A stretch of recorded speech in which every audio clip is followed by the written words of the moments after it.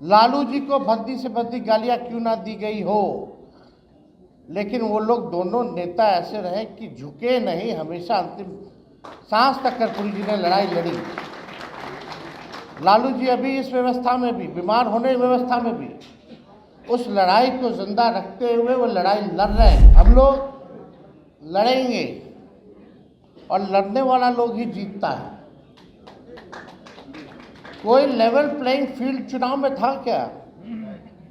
Media आपके साथ नहीं है, पूंजीपति आपके साथ नहीं है, संवैधानिक संस्थाएं आपके साथ नहीं है। बिहार की जनता जो है बदलाव चाहती थी। अब ज़्यादा हम टेक्निकल नहीं होंगे, ज़्यादा चीज़ें बाहर बोलने की ज़रूरत नहीं होती है, नहीं तो सब उसका चीरफाड़ करने लगते हैं।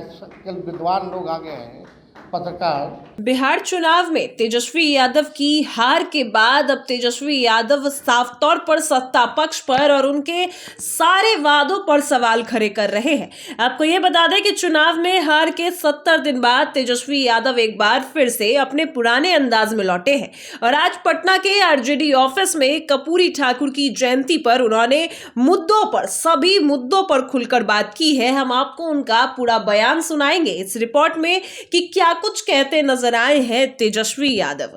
आप देख रहे हैं नब्ज बिहार। देखिए, आपको बता दें कि नेता प्रतिपक्ष अब पुराने अंदाज में लौट चुके हैं और ये जो है बिहार में शिक्षा, रोजगार, स्वास्थ्य व्यवस्था की हालात बेहद खराब है, ये भी कहते नजर आए। और यहां तक कि तेजस्वी यादव ने ये भी कहा है और हमेशा यही कहते नजर आए हैं कि बिहार में लोक हारा है, तंत्र जीता है, यानी मशीनरी की जीत हुई है। भाजपा जो है वो वोट चोरी करवाई है, जिस वजह से ही वो सत्ता में आई है।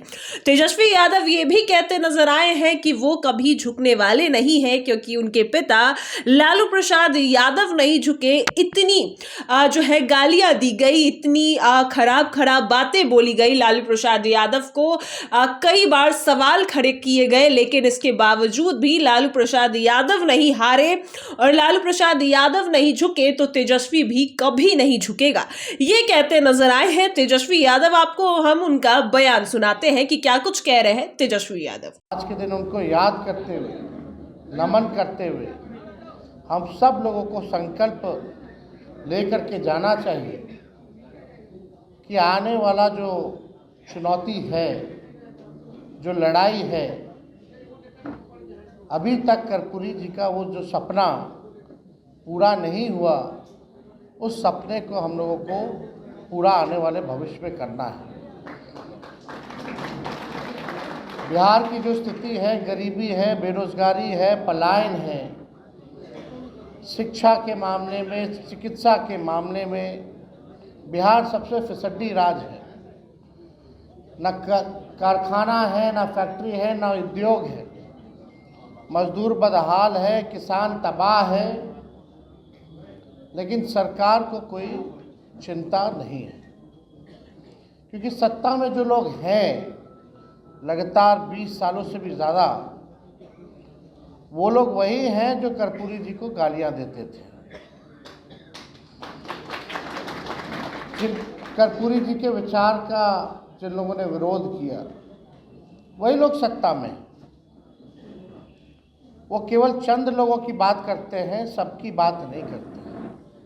वो संविधान को बदलने और लोकतंत्र को ख़त्म करने की बात करते हैं, भाईचारे को भंग करने की बात करते हैं, और उस दिशा में वो लोग काम कर रहे हैं। मंगनीलाल मंडल जी ने बताया एक तरह से कि पिछला चुनाव में क्या हुआ, नहीं हुआ। हमने तो आते ही ये कहा कि भाई लोकतंत्र में लोक हारा है, तंत्र जीती है, जो सच्चाई। आप कह सकते हैं जनतंत्र को इन लोगों ने मशीन तंत्र और धन तंत्र बना दिया है। तो हम सब लोगों के ऊपर एक बड़ी जिम्मेवारी है लड़ाई को लड़ने की। सिद्दीकी साहब या अन्य वक्ता लोगों ने बोला कि कर्पूरी जी चाहे मुख्यमंत्री रहे हों या विपक्ष के नेता रहे हों या डिप्टी सीएम रहे हों यहाँ गरीबों की लड़ाई लड़ते रहे हों, आवाज़ उठाते रहे हों, लोग उनको भद्दी से भद्दी गालियाँ देते रहे। लेकिन हम लोग कर्पूरी जी से सीखे हैं। कर्पूरी जी को कितनी भी भद्दी से भद्दी गालियाँ क्यों ना दी गई हो, लालू जी को भद्दी से भद्दी गालियाँ क्यों ना दी गई हो, लेकिन वो लोग दोनों नेता ऐसे रहे कि झुके नहीं, हमेशा अंतिम सांस तक कर्पूरी जी ने लड़ाई लड़ी। लालू जी अभी इस व्यवस्था में भी, बीमार होने की व्यवस्था में भी, उस लड़ाई को जिंदा रखते हुए वो लड़ाई लड़ रहे हैं। और आप सब लोगों से हम इतना ही कहेंगे, जब कर्पूरी जी नहीं झुके, लालू जी नहीं झुके, तो तेजस्वी भी झुकने का काम नहीं करेंगे। हम लोग लड़ेंगे और लड़ने वाला लोग ही जीतता है। कोई लेवल प्लेइंग फील्ड चुनाव में था क्या? मीडिया आपके साथ नहीं है, पूंजीपति आपके साथ नहीं है, संवैधानिक संस्थाएं आपके साथ नहीं है, अधिकारी, मेहमान अधिकारी, सब लोग, पूरा सिस्टम चुनाव में जो है लड़ा। लेकिन हमें फक्र है कि भाई इतना सिस्टम लड़ने के बावजूद भी 1,90,00,000 वोट जो है हम लोगों को मिला है।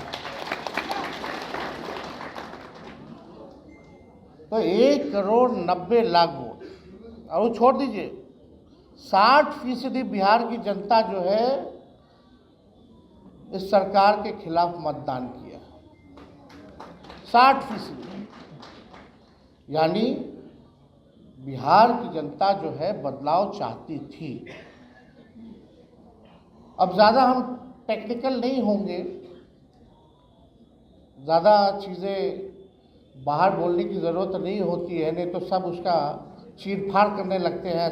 कल विद्वान लोग आ गए हैं, पत्रकार अपने अपने हिसाब से लोग देखते हैं, सच्चाई को नहीं देखते। जो प्रोपेगेंडा जो है वो फैलाने में लोग लगा रहता है। और इसमें बाहर के लोग तो करते ही हैं, कुछ लोग अपने पार्टी के भीतर भी लोग हैं ऐसे, वो छुपी बात नहीं है। लेकिन हम केवल इतना कहना चाहते हैं कि इस लड़ाई को चाहे कुछ भी हो जाए, हम लोग छोड़ने वाले नहीं हैं, मायूस होकर बैठने वाले नहीं हैं। जनता की आवाज़ को, बिहार की आवाज़ को, सदन हो, सड़क हो, इसको हम लोग हमेशा उठाते रहेंगे। बिहार के भविष्य के लिए लड़ाई लड़ते रहेंगे। तो सुना आपने, अब तेजस्वी यादव अपने पुराने फॉर्म में, पुराने अंदाज में लौट चुके हैं। और 70 दिन बाद जहां एक और तेजस्वी यादव ने सभी मुद्दों पर बात की, तो ये भी कह दिया है, एक तरीके से अल्टीमेटम दे दिया है कि तेजस्वी यादव अब झुकने वाले नहीं है। उनके पिता नहीं झुके तो उनका बेटा भी कभी नहीं झुकेगा। और बिहार में जो भी हो रहा है, अब तेजस्वी यादव सभी बातों पर, सभी मुद्दों पर बात करेंगे, क्योंकि अब वक्त आ चुका है कि अब बिहार को बदला जाए और बिहार में बदलाव निश्चित हो। तो सुना आपने किस तरीके से तेजस्वी यादव हर मुद्दे पर बात कर रहे हैं, और ऐसे में नेता प्रतिपक्ष अपने पुराने अंदाज में लौट चुके हैं और खुलकर भाजपा सरकार और सत्ता पक्ष पर सवाल खड़े कर रहे हैं। फिलहाल इस खबर में इतना ही। आप देख रहे हैं नब्ज बिहार।